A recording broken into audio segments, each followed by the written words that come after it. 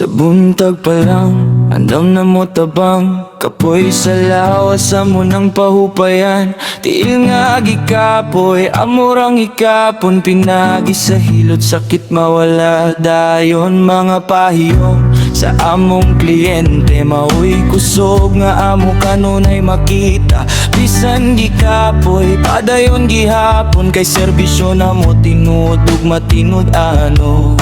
Kami mga reflexology, kami manghilot sa dila. Ron mawala ka sa kitiri, pinajali. Pirmi lang happy sa matag hilot, adunay pagtagadog paglipay. Mga reflexology kami, sa adlaw-adlaw serbisyo walay pili. Basta makatabang sa isig katawo, malipay na mi maugyod amo.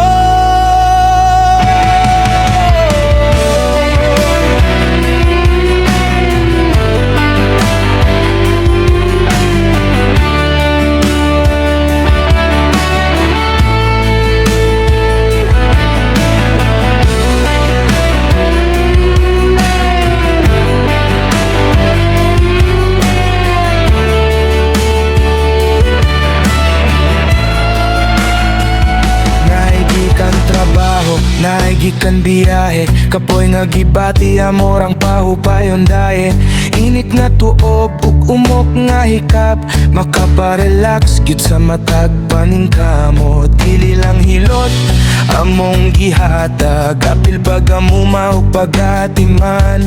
Kayang mataktil nga among hikapon, na istorya nga among paminawon. Bisan unsa pa man